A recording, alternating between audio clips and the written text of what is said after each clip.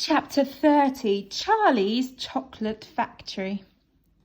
The grey glass lift was now hovering high over the town. Inside the lift stood Mr. Wonka, Grandpa Joe and little Charlie. "How I love my chocolate factory," said Mr. Wonka, gazing down. Then he paused and he turned around and looked at Charlie with a most serious expression on his face. "Do you love it too, Charlie?" he asked. "Oh, yes," cried Charlie. "I think it's the most wonderful place in the whole world." "I'm very pleased to hear you say that," said Mr. Wonka, looking more serious than ever. He went on staring at Charlie. "Yes," he said, "I'm very pleased indeed to hear you say that. And now I shall tell you why." Mr. Wonka cocked his head to one side, and all at once the tiny twinkling wrinkles of a smile appeared around the corners of his eyes, and he said, "You see, my dear boy, I have decided to make you a present of the whole place. As soon as you are old enough to run it, the entire factory will become yours." Charlie stared at Mr. Wonka. Grandpa Joe opened his mouth to speak, but no words came out. "It's quite true," Mr. Wonka said, smiling broadly now. "I really am giving it to you. That's all right, isn't it?" "Giving it to him?" gasped Grandpa Joe. "You must be joking." "I'm not joking, sir. I'm deadly serious."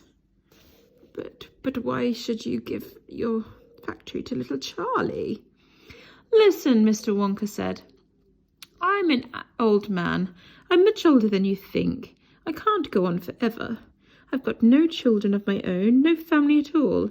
So who is going to run my factory when I get too old to do it myself? Someone's got to keep it going, if only for the sake of the Oompa Loompas. Mind you, there are thousands of clever men who would give anything for the chance to come in and take over from me. But I don't want that sort of person. I don't want a grown-up person at all. A grown-up won't listen to me. He won't learn. He will try to do things his own way and not mine. So I have to have a child. I want a good, sensible, loving child, one whom I can tell all of my most precious sweet-making secrets while I am still alive." "So that is why you sent out the golden tickets," cried Charlie. "Exactly," said Mr. Wonka. "I've decided to invite 5 children to my factory, and the one I liked the best at the end of the day would be the winner." "But Mr. Wonka," stammered Grandpa Joe, "do you really and truly mean that you are giving the whole of this enormous factory to little Charlie?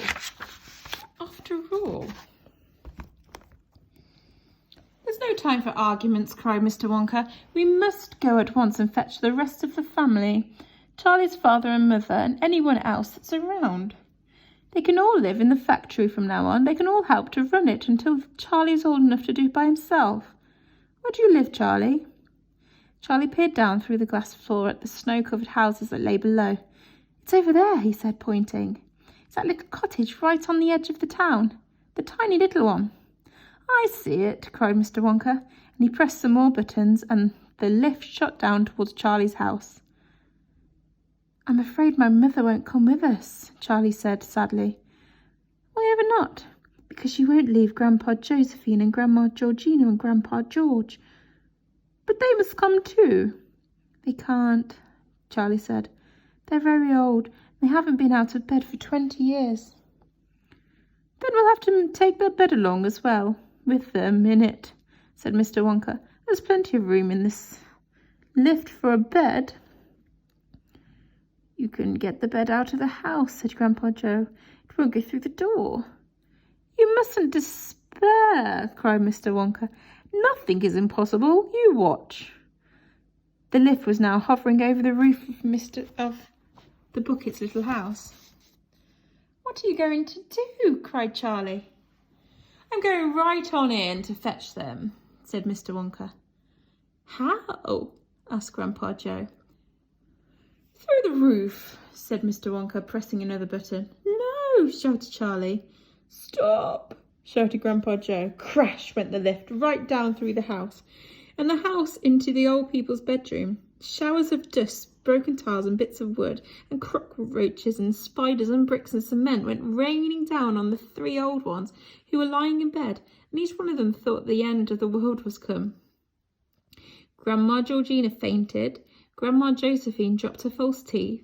Grandpa George put his hand under the blanket, and Mr. and Mrs. Bucket came rushing in from the next room.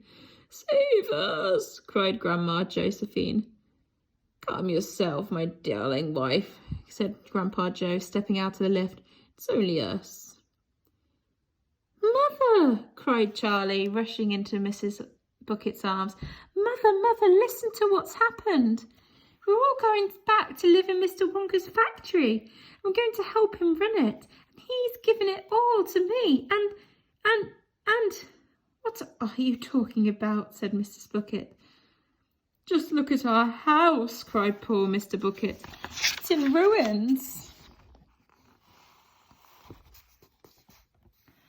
"My dear sir," said Mr. Wonka, jumping forward and shaking Mr. Bucket warmly by the hand.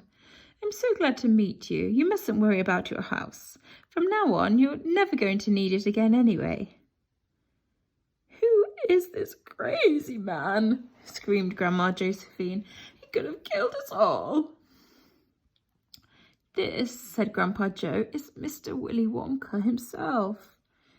It took quite a time for Grandpa Joe and Charlie to explain to everyone exactly what has been happening to them all day. And even then, they all refused to ride back to the factory in the lift.